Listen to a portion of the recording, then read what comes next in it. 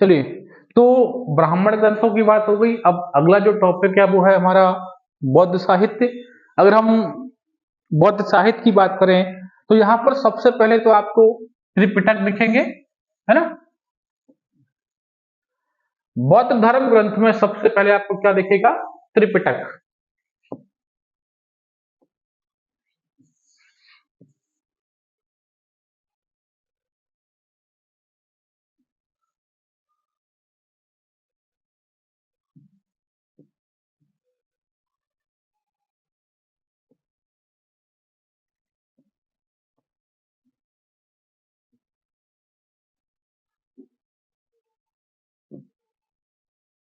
चलिए, ठीक है। तो सबसे पहले अगर हम बौद्ध धर्म ग्रंथों की बात करें तो हमको क्या मिलेगा? बौद्ध साहित्य। इसमें सबसे प्रमुख जो है त्रिपिटक है और इनकी संख्या कितनी है? 3 है। अगर हम त्रिपिटकों की बात करें तो यहाँ पर पहला आप है आपको सूत पिटक। क्या मिलेगा आपको? सूत पिटक। और सूत पिटक के अंतर्गत हमें महात्मा बुद्ध के उपदेशों का संकलन मिलता है। जब आप महात्मा बुद्ध को पढ़ेंगे तो महात्मा बुद्ध ने जो पाली भाषा में उपदेश दिए थे उनका संकलन आपको कहाँ मिलेगा? सूत पिटक के अंतर्गत मिलेगा, ठीक है। इसके अलावा आपको विनय पिटक, बाकी चर्चा हम बौद्ध काल में कर लेंगे। विनय पिटक, विनय पिटक के अंतर्गत क्या है? बौद्ध संघ और उसमें रहने वाले भिक्षुओं के लिए नियम है। देखिए, हिंदू धर्म ग्रंथों में उन्हें आश्रम कहा जाता है और बौद्ध धर्म ग्रंथों में क्या कहा जाता है? संघ कहा जाता है। तो संघ के अंदर जो भिक्षु रहते थे उनके नियम है कि भिक्षु किस प्रकार से रहेंगे, कौन कौन से नियम फॉलो करेंगे, किस प्रकार से भिक्षा मांगने जाएंगे, भिक्षा में कितना लेंगे और आश्रम के अंदर किस प्रकार से रहेंगे। तो संपूर्ण नियम हमें कहाँ मिलते हैं? तो आपको विनय पिटक में मिलते हैं। प्रारंभिक काल में संघ में महिलाओं को अनुमति नहीं थी, लेकिन बाद में विशेष अनुनय विनय पर महिलाओं को अनुमति मिली और बाद में पतन का कारण भी जो है यही रहा, ठीक है। तो विनय पिटक में क्या है? बौद्ध संघ में रहने वाले भिक्षुओं के लिए नियमों का उल्लेख है। वहीं अगर हम अभिधम्म पिटक की बात करें तो महात्मा बुद्ध के जो दर्शन थे, जो फिलोसफिकल थ्योरी थी, उसका वर्णन हमें कहाँ मिलेगा? तो आपके अभिधम्म पिटक में मिलेगा। इसके अलावा अगर हम बात करें इन पिटकों की भाषा क्या है, तो भाषा पाली है। देखिए, अगर हम भारत में भाषा के विकास की बात करें तो भारत में भाषा का जो विकास है एक निश्चित क्रम है। सबसे पहले भारत में जो कि हड़प्पा सभ्यता की भाषा तो पढ़ी नहीं जा सकी, हमें पता ही नहीं है कि भाषा क्या है, केवल हमें उनके चिन्हों के बारे में जानकारी है जो बहुत चित्रात्मक है। लिपि आज तक पढ़ी नहीं गई है तो हमें भाषा का जो है बिल्कुल ज्ञान नहीं है। लेकिन अगर हम वैदिक काल से बात करें, हड़प्पा सभ्यता को छोड़ दीजिए, वैदिक काल से बात करें तो वैदिक काल में वैदिक संस्कृत है, उत्तर वैदिक काल में लौकिक संस्कृत है। उसके बाद महावीर बुद्ध जो है बुद्ध आए, बुद्ध के काल में भाषा पाली है, महावीर स्वामी के काल में प्राकृत है।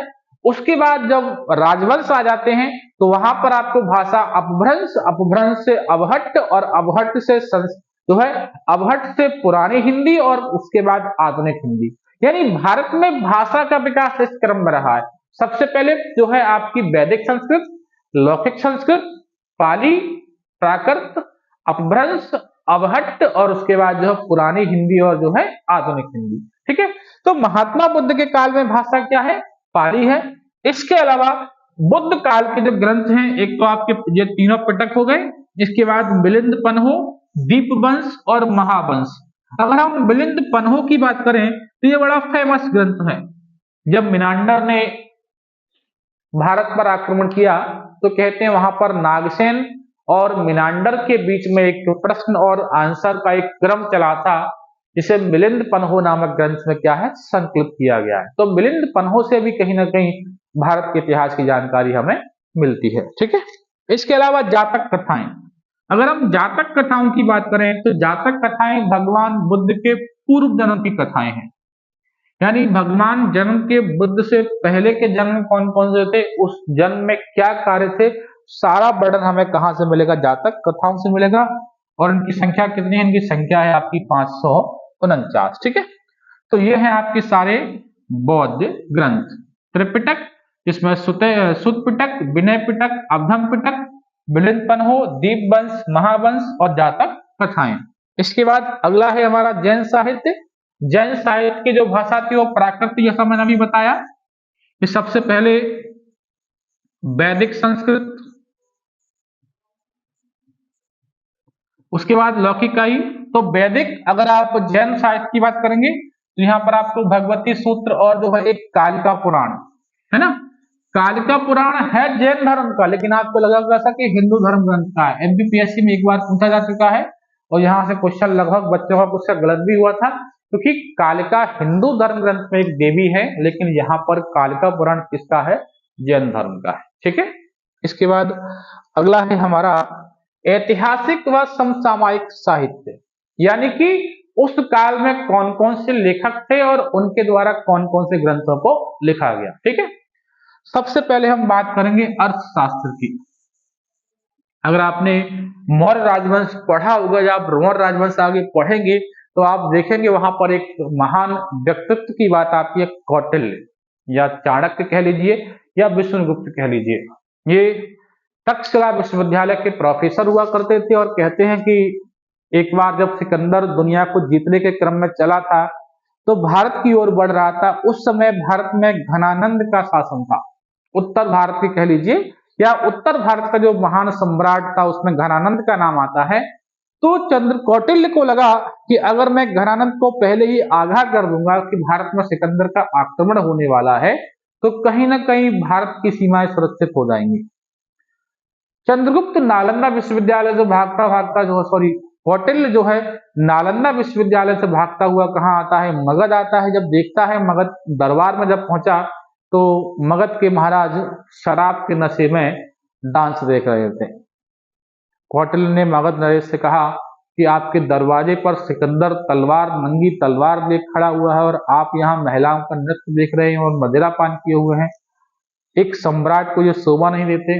कहते हैं कि घनानंद को ये बात बहुत बुरी लगी और घनानंद ने आदेश दिया कि इस ब्राह्मण को महल से बाहर फिटवा दिया जाए। कहते हैं कौटिल्य अपमानित हुए।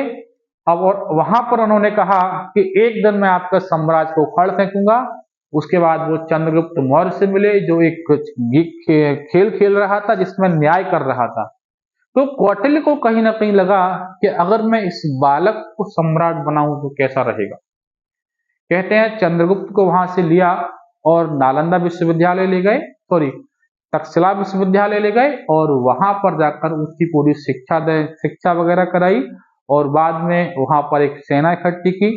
पहला युद्ध जो है पंजाब में लड़े, हार गए। धीरे धीरे करते करते वहां मगध पहुंचे और मगध में घनानंद को हराने के बाद वहां पर मौर्य साम्राज्य की स्थापना की।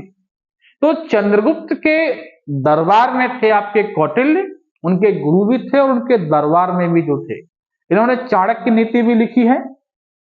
इसके अलावा इन्होंने अर्थशास्त्र नामक एक राजनीतिक ग्रंथ लिखा है।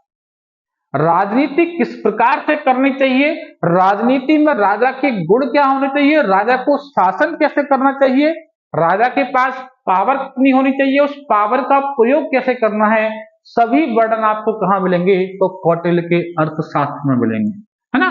तो कौटिल्य या चाणक्य या विष्णुगुप्त द्वारा लिखित ग्रंथ है और ये एक राजनीतिक ग्रंथ है। यहां से आपको मौर्य साम्राज्य के हर प्रकार के प्रशासन का वर्णन मिलेगा। साम दाम दंड भेद सभी प्रकार की नीतियां जो हैं आपको चाणक्य की चाणक्य नीतियों के अंदर मिलेंगे। उसी में मंडल सिद्धांत आपको मिलेगा, है ना, सप्तांग सिद्धांत मिलेगा, एक पड़ोसी को कैसे जीतना है, दुर्बल है तो कैसे जीतना है, अगर आपका पड़ोसी राज्य मजबूत है तो उससे दोस्ती कैसे करके कमजोर करना है, आपके दुश्मन का जो दुश्मन है उसे मित्र कैसे बनाना है, सारी नीतियां आपको कहीं मिलेंगी तो चंद्रगुप्त के जो है आपके कौटिल्य के ग्रंथों के अंतर्गत मिलेंगे। ठीक है। तो कहीं ना कहीं मौर्य साम्राज्य के बारे में अगर आपको जानकारी देखनी है तो कहां से मिलेगी? आपको अर्थशास्त्र से मिलेगी। इसके बाद मुद्रा राक्षस विशाख दत्त के द्वारा लिखा गया है और इसके अंतर्गत वो जानकारियां मिलती हैं जो कौटिल्य के द्वारा चली गई चालें थी, यानी कौटिल्य ने किस प्रकार से आसपास के क्षेत्रों को जीता था, कौन कौन सी चालें चली थी, किस प्रकार से नियम लागू किए थे, किस प्रकार की योजनाएं बनाई थी, सभी आपको कहां मिलेगा, विशाखदत्त के मुद्रा राक्षस में।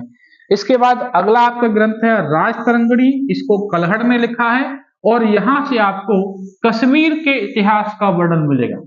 अगर आप कश्मीर का इतिहास देखेंगे तो चंद्रगुप्त मौर्य ने वहां पर श्रीनगर की स्थापना की थी, इसीलिए कलहड़ की राजतरंगिणी में आपको कश्मीर का इतिहास पूरा मिलेगा। ठीक है, इसके बाद अगला है हमारा हर्षचरित्र। अगर हम हर्षचरित्र की बात करें तो इसको लिखने वाले हैं बाणभट्ट।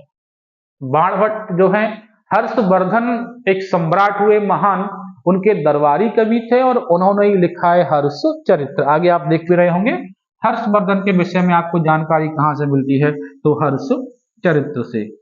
इसी के क्रम में एक है पृथ्वीराज रासो, जिससे लिखा है चंद्रवरदाई ने। चौहान वंश के महान राजा हुए पृथ्वीराज चौहान तृतीय, इनके दरबारी कवि भी थे, इनके मित्र भी थे।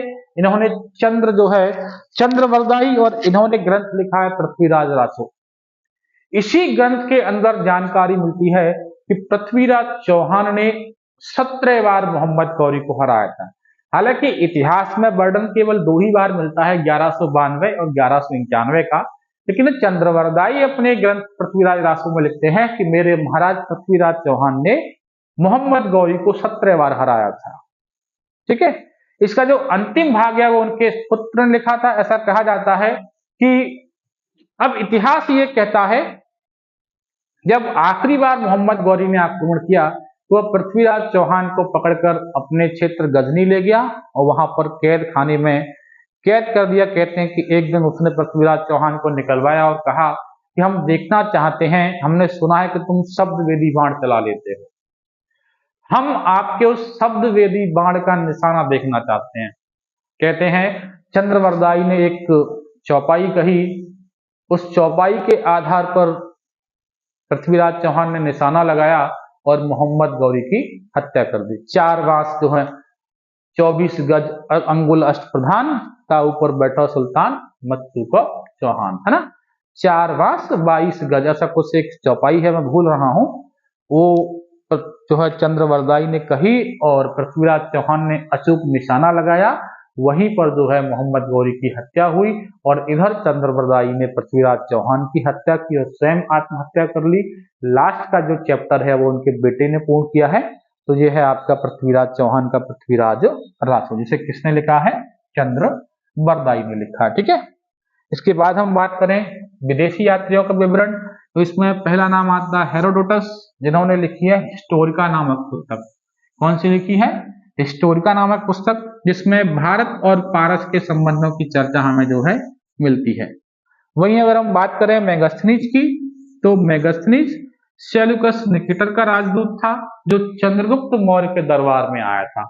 अगर आप पढ़ेंगे सिकंदर जब भारत आया, सिकंदर ने पोरस को हराया और वापस जब लौट कर जा रहा था तो उसने सेल्यूकस निकेटर को अपना राजपाट दे दिया।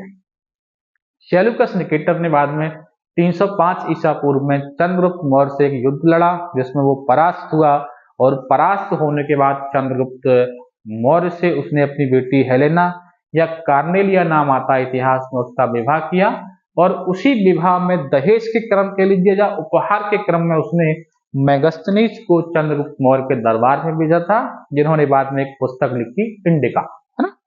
तो मेगास्थनीज सेल्यूकस निकेटर का राजदूत था और इसने अपनी पुस्तक इंडिका में मौर्य साम्राज्य के प्रशासन का जो है वर्णन किया है। वहीं अगर हम टॉलेमी की बात करें तो उन्होंने भारत का भूगोल लिखा है। और वहीं अगर फायान की बात करें, ये चंद्रगुप्त विक्रमादित्य, ये गुप्त साम्राज्य के हैं, है ना। गुप्त साम्राज्य के चंद्रगुप्त विक्रमादित्य के दरबार में आए थे, क्योंकि ये मालवा के भ्रमण पर थे। तो उन्होंने मालवा के बारे में लिखा है कि संसार की सबसे आदर्श जलवायु कोई है तो वह है मालवा की जलवायु, है ना। इसके अलावा, है ना, इनकी जो पुस्तक है वो है फोक्यू की, क्या नाम है पुस्तक का, फोक्यू की। ठीक है, आगे हम देखते हैं। तो ये है आपका भारत के इतिहास को जानने के स्रोत। उम्मीद करते हैं आपको मेरा ये वीडियो पसंद आया होगा। बहुत बहुत धन्यवाद।